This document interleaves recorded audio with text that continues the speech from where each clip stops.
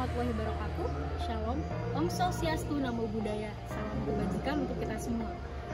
Kami dari kelompok 5 akan melakukan materi mengenai hukum administrasi negara. Namun, tak akan lama kata sayang, izinkan kami untuk memperkenalkan diri kami terlebih dahulu. Dimulai dari saya terlebih dahulu. Nama saya Kartika Ramadhani Pratiwi dengan akhir 426. Nama saya Fransisa Elvira Dias dengan NIM 428. Halo semua, nama saya Bella Imawela Divaya dengan NIM 423.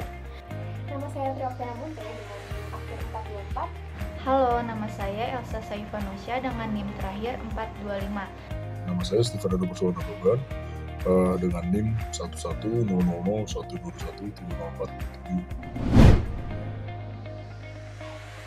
Ada berbagai istilah dalam penyebutan hukum administrasi negara. Namun, mohon maaf sebelumnya apabila ada kesalahan dalam penyebutan istilah-istilah berikut. Yang pertama ada administratiefrecht dari bahasa Belanda. Yang kedua ada verwaltungsrecht dari bahasa Jerman. Selanjutnya ada juga administratif dari bahasa Prancis. Dan yang terakhir ada administrative law dari bahasa Inggris dan Amerika. Sebagaimana kita ketahui bahwa Indonesia merupakan negara bekas jajahan Belanda, sehingga istilah hukum administrasi negara Indonesia merupakan terjemahan dari administratiefrecht dari bahasa Belanda. Hukum administrasi negara adalah peraturan-peraturan yang mengatur tentang bagaimana aparatur pemerintah, baik aparatur pemerintah pusat maupun aparatur pemerintah daerah, dalam melaksanakan tugas-tugas negara dan pelayanan dalam masyarakat. Belfred menyatakan bahwa hukum tata usaha negara atau hukum tata pemerintahan adalah keseluruhan aturan-aturan tentang cara bagaimana alat-alat perlengkapan pemerintahan, badan-badan kenegaraan, serta majelis-majelis pengadilan khusus yang diserahi pengadilan tata usaha negara hendaknya memenuhi tugasnya. Berangkat dari pengertian tersebut, maka dapat kita simpulkan bahwa yang dimaksudkan dengan hukum administrasi negara adalah hukum-hukum yang mengatur dan mengikat alat administrasi negara dalam menjalankan wewenang dan melayani warga negara harus senantiasa memperhatikan kepentingan warga negara itu sendiri. Menurut Prajudi Atmosudistyo, terdapat 6 ruang lingkup yang dipelajari dalam hukum administrasi negara.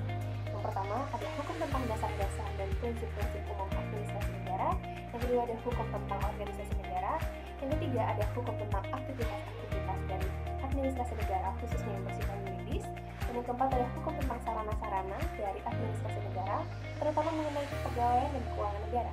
Yang kelima, ada hukum administrasi pemerintah daerah dan wilayah yang dibagi menjadi hukum administrasi kepegawaian, hukum administrasi keuangan, hukum administrasi material, dan hukum administrasi perusahaan negara. Dan yang terakhir ada hukum tentang peradilan administrasi negara. Sumber hukum administrasi negara terbagi atas dua, yaitu sumber hukum material dan sumber hukum formil. Yang pertama, sumber hukum material. Sumber hukum material berasal dari peristiwa yang terjadi dalam suatu masyarakat, di mana serangkaian peristiwa itu mempengaruhi kondisi dalam masyarakat tersebut.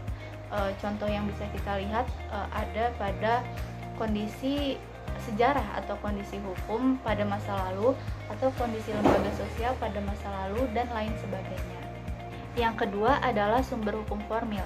Sumber hukum formil adalah sumber hukum material yang telah melalui beberapa proses khusus yang akhirnya dibentuk untuk menjadi hukum yang berlaku dan akhirnya ditaati oleh masyarakat umum. Beberapa sumber hukum formil diantaranya undang-undang, kebiasaan atau praktik alat tata usaha, doktrin, jurisprudensi, dan traktat. Adapun terdapat 3 fungsi dari hukum administrasi negara. Yang pertama, fungsi normatif, yaitu mengatur dan menentukan penyelenggaraan pemerintahan yang berdasarkan konsep dari negara hukum. Yang kedua, fungsi instrumental, yaitu pemberian kewenangan kepada pemerintah untuk menciptakan berbagai instrumen yuridis yang berdasarkan undang-undang sebagai sarana untuk kelancaran penyelenggaraan pemerintahan. Yang ketiga, fungsi jaminan hukum, yaitu masyarakat diberikan perlindungan apabila penyelenggaraan administrasi negara tidak sesuai dengan undang-undang. Nah, hukum administrasi negara diciptakan untuk bisa mengatur kewenangan para pejabat administrasi negara, memberikan perlindungan terhadap rakyat atau badan hukum perdata dari tindakan sewenang-wenang para pejabat administrasi negara. Jadi kesimpulannya, HAN ini diciptakan untuk mengatur hubungan antara pemerintah dan warga negara, terkhusus dalam hukum administrasi negara dan juga administrasi penyelenggaraan pemerintahan.